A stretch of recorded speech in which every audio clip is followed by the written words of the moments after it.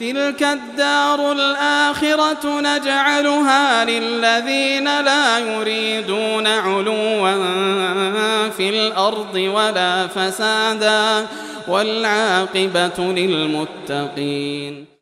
Imam Al-Bukhari itu di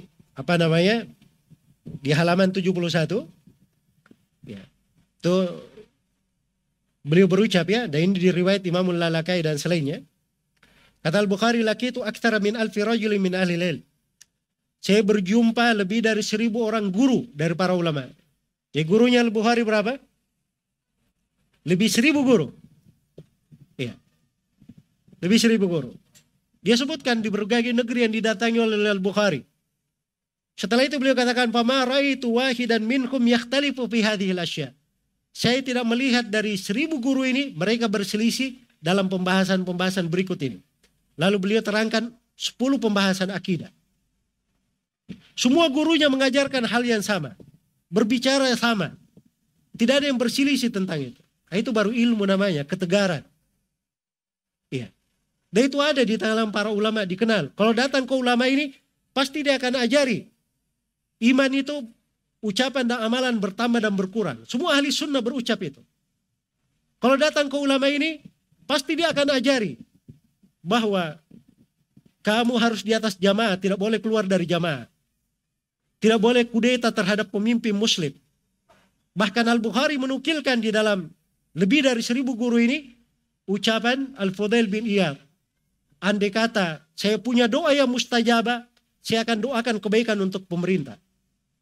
Itu dari 1000 orang gurunya. Dari 1000 orang guru, tidak ada yang kasih rincian. Boleh didoakan kalau penguasanya zalim. Tidak ada juga rincian kalau penguasa besar, penguasa kecil. Tidak ada. Itu keteguhan di atas sunnah namanya. Jadi kalau kita jarang baca buku-buku seperti ini, itu akan terbawa dengan arus. Ya. Baru dapat sedikit masalah, baru dapat sedikit ini, keluar dari kesabaran, keluar dari sunnah. Nah, itu bukan makna tegar di atas sunnah namanya. Makanya ahli sunnah itu, dia kuasai buku-buku akidah, dia baca. Akidah Imam Al-Bukhari, akidah Imam Ahmad, akidah Imam Syafi'i, akidah Imam Malik. Dia baca dari ratusan buku akidah, yang kecil, yang besar, yang pertengahan, dengan sanad, tanpa sanad, semuanya dia baca. Nah, itu baru ketegaran di atas sunnah namanya. Dan kita baca dari guru kita, buku-buku yang seperti itu. Kami bukan baca 1-2 buku. Buku-buku yang kami sudah pelajari, kami kadang baca berulang kali kepada guru itu. Iya. Dari buku-buku akidah itu kita tanyakan. Walaupun dia tidak ajarkan di pelajaran resmi, tapi kita bacakan ke guru-guru kita. Dan itu hal yang sebenarnya berjalan di tengah para ulama dari masa dahulu. Tapi jarang penuntut ilmu itu memahami mana ini. Dia sepelekan. Oh, salah satu usul itu pelajarannya anak-anak pemula. Ya. Oh, ini untuk pondok saja, untuk orang awam tidak cocok. Oh, ini sudah pernah khotam 1 kali saya. Sudah cukup. Subhanallah ya. Al-Bukhari ini lebih 1000 orang guru. Hal yang sama. Nggak ada istilahnya pernah khatam. Sebab itu akidah. Itu keyakinan. Itu jalan dalam belajar. Jalan dalam beriman. Jalan dalam bertauhid. Jalan dalam bertauhid. Makanya kalau ingin tegar di atas sunnah, ikuti jalannya para ulama. Iya. Imam Ahmad, Imam Al-Bukhari itu terlihat ya di masa fitnah apapun mereka tidak berubah. Itu saja. Itu saja. Sebagaimana para nabi dan para rasul yang paling lengkap di dalam hal itu. Bukan masalah akidahnya saja mereka. Malah di dalam akhlaknya tidak pernah berubah. Coba bayangkan itu Nabi Yusuf ya. Di penjara, 2 orang yang di penjara berkata, "Inna naraka minal muhsinin." Kami melihat engkau orang yang sangat baik sekali, muhsin. Ketika dia sudah menjadi menteri, saudara-saudaranya yang belum mengenal Nabi Yusuf waktu itu berkata apa? "Inna naraka minal muhsinin." Kami melihat kamu dari orang yang muhsin. Di segala kondisi, susah, senang, sama. Tidak ada perbedaan. Itu ciri orang-orang yang teguh. Pengikutnya para nabi dan para rasul. Dan keteguhan ini tidak datang begitu saja. Ada jalannya. Ada hal yang dipelajari. Bukan cuma ukuran, oh ini ahli sunnah. Saya sekarang sudah kenal sunnah. Sudah bisa pakai baju 3/4, pakai jubah, pakai kopiah, ya celana cingkrang. Ya. Saya tidak isbal. Oh, saya sudah belajar sunnah karena saya di dalam sholatnya saya sudah tidak dikir berjamaah, tidak doa berjamaah. Betul, itu ciri-ciri orang yang kenal sunnah. Tapi akar keteguhan di atas sunnah itu di kalangan ulama terdahulu tidak pada hal yang seperti itu. Pokoknya adalah pada perkara-perkara tauhid dan akidah. Makanya disitulah mereka mendidik. Ya, lihat ya pendidikan Nabi SAW. Itu saya sebutkan haditsnya ya. Di halaman 67. Ini contoh pendidikan Nabi ya, supaya kita tahu bahwa Nabi itu menanamkan perkara akidah merata. Semua sahabatnya paham perkara akidah itu. Perhatikan itu riwayat dari Ibnu Dailami. Ibnu Dailami ini rahimahullah seorang tabi'in namanya Abdullah bin Fairuz. Beliau pernah ada kena syubhat masalah takdir. Kena syubhat masalah takdir. Datanglah beliau kepada Ubay bin Ka'ab. Iya. Ubay bin Ka'ab bertanya tentang itu. Dia terangkan, jujur. Saya temukan dalam diri saya ada sesuatu begitu. Syubhat, ganjalan terkait dengan takdir. Tolong sampaikan kepada saya sebuah pembicaraan, sebuah hadits. Barangkali Allah melenyapkan syubhat itu. Nah, itu ulama terdahulu begitu. Mereka kalau ada masalah, ya curhatnya itu datang kepada para ulama, bercerita. Beda dengan kita ya, kalau sudah ada masalah curhatnya ke YouTube, ya, atau baca kemana begitu. Hal-hal yang kadang tidak jelas. Ini memang dia datang, dia tempuh jalannya. Dia datang kepada para sahabat, tanya kepada Ubay bin Ka'ab. Maka Ubay bin Ka'ab menjelaskan tentang takdir di situ. Tuh baca ya riwayatnya di situ. Setelah itu, setelah Ubay bin Ka'ab, Ibnu Dailami ini datang lagi kepada Ibnu Mas'ud radhiyallahu taala anhu. Ibnu Mas'ud ini dari ulama sahabat juga. Coba bayangkan ya, Ubay bin Ka'ab ini dia itu tinggalnya di Syam. Ibnu Mas'ud ini tinggalnya di Kufah. Ya bisa antum bayangkan bagaimana dia pergi bertanya. Ini bukan seperti kita ya. Oh, saya sudah tanya kepada Ustadz fulan. Bagaimana caranya kamu tanya? Saya telepon. Kebetulan lagi pada ngumpul di Jakarta. Saya tanya. Ini tidak. Satunya di Syam, satunya di Kufah. Ya.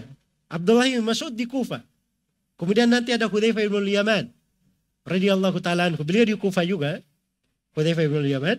Ada Zaid bin Thabit, beliau di Madinah. Ya, coba bayangkan ya. Dia tanya kepada sahabat itu, semuanya jawabannya sama. Tidak ada perbedaan. Dan ada tambahannya. Zaid bin Thabit tidak mengucapkan itu dari ucapannya sendiri. Dia katakan, itu saya dengar dari Nabi Sallallahu Alaihi Wasallam. Dia perhatikan ya, akidah seperti ini tertanam pada semua sahabat itu.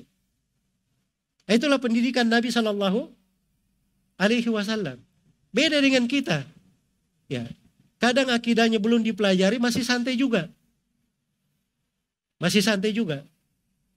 Terus merasa bisa tegar di atas sunnah, tegar di tengah fitnah. Padahal dia tidak belajar dari akidah para as-salaf. Makanya ketika seorang itu tidak belajar akidah yang benar, disinilah datang keributan-keributan. Ya, dan ini saya lihat di berbagai negara. Ini pengalaman, bukan pengalaman saya saja yang tidak ada apa-apanya. Tapi ini cerita pengalaman saya ambil dari Syekh Shalih Al-Fauzan. Beliau yang berucap seperti itu. Masalahnya itu di dalam masalah belajarnya yang tidak beres. Sebab kalau belajarnya beres, dia ambil akidah dengan cara yang benar, maka tidak akan ada silang pendapat. Sebab lihat ini para sahabat. Semuanya bersepakat. Ditanya apapun, tidak perlu mereka rapat-rapat dulu. Ibnu Mas'ud nanti kalau kamu ditanya oleh Ibnu Dailami jawab begini, tidak perlu bikin kesepakatan. Tapi itu keyakinan. Sama dengan Al-Bukhari itu tadi. Dan itu saya nukilkan juga dari Ibnu Abi Hatim di halaman 72, riwayat beliau bertanya kepada ayahnya dan Abu Zur'ah Ar-Razi tentang madhab ahli sunnah. Ya, yang mereka dapati para ulama di seluruh negeri. Ini lebih menakjubkan lagi ya. Karena ini Abu Hatim dan Abu Zur'ah Ar-Razi ini guru-gurunya lebih banyak dari Al-Bukhari. Dan dua ulama ini lebih senior dari Al-Bukhari. Sebab dua orang ini gurunya Al-Bukhari. Dua orang ini. Ya. Dan mereka ini berkata, adraknal ulama fi jami'il amsar, Hijazan, wa Iraqan, wa Syaman, wa Yamanan. Fakana min madhabihim. Kata beliau berdua, kami dapati ulama di seluruh negeri. di tanah Hijaz, di tanah Irak, di tanah Syam, di Yaman. Semuanya dari akidah mereka adalah ini. Dia bawakan akidah, tidak ada silang pendapat. Makanya akidah ahli sunnah itu, baca dari buku mana saja, tidak akan ada perselisihan mereka di pembahasan akidah. Itu namanya tegar di atas sunnah. Bagaimana bisa sampai ke sana kalau tidak pernah mempelajarinya? Tidak pernah mempelajarinya. Iya. Paling tidak belajar satu buku dasar. Kita sudah selesaikan di program Mafatihul Ilm ya. Ada 10 kitab akidah itu. Itu standar pembahasan akidah ahli sunnah. Dan ada akidah al-wasitiyah karya Syekhul Islam Ibnu Taimiyah. Dan itu daurah tentang akidah-akidah para ulama salaf itu sering kita lakukan. Ya. Dan itu memang harus ditanamkan ke umat. Kalau mau belajar begitu caranya. Begitu cara untuk tegar di atas akidah. Sebab akidah itu subhanallah. Kalau kita baca, kadang mengingatkan kita akan akhirat. Kadang mengingatkan kita kecintaan kepada Allah. Lewat pembahasan para sahabat. Membuat kita itu semakin rindu kepada para sahabat Nabi SAW. Kita bahas pembahasan akidah. Masuk dalam usul ahli sunnah. Seputar ketaatan kepada pemerintah. Kita ingat berbagai nikmat Allah di dalamnya. Semakin tegar seseorang di dalamnya. Itu pembahasan akidah. Makanya seorang itu bukan cuma lewat masalah teori baca-baca saja. Itu makna-makna keimanan di situ. Makanya kata Jarir radhiyallahu taala anhu, ya. Dan ini dari hadits-hadits yang penting ya dihafal oleh para penuntut ilmu. Kata Jarir bin Abdullah al-Bajali radhiyallahu taala anhu di riwayat Ibnu Majah, saya sebutkan di halaman 65. Kata beliau, kunna ma'an Nabi sallallahu alaihi wasallam wa nahnu fityanun hazawira. Fata'allamna al-iman qabla an nata'allama al-Qur'an. Thumma ta'allamna al-Qur'an fasdatna bihi imana. Iya. Kata beliau, kami itu pernah bersama Nabi sallallahu alaihi wasallam dan kami masih anak muda. Mendekati usia balik. Ini bagaimana Nabi mendidik para pemuda ya. Kata Jarir, kami pun mempelajari iman sebelum belajar Al-Quran. Ini bahasanya, kami belajar iman sebelum belajar apa? Al-Quran. Itu iman, itulah akidah namanya. Itu keyakinan. Nabi mengajarinya kepada para sahabat. Ya. Makanya nukilan-nukilan akidah dari para sahabat itu selalu jelas, mantap, dan tidak pernah apa? Berubah. Karena memang ini pokok yang diajarkan oleh Nabi Sallallahu Alaihi Wasallam. Kami belajar iman, kemudian belajar Al-Quran. Begitu kami belajar Al-Quran, maka kami bertambah keimanan. Semakin kuat akidahnya. Semakin kuat akidahnya. Nah disinilah pentingnya kita mempelajari mengambil akidah itu dengan jalurnya. Ya. Dengan metode yang benar.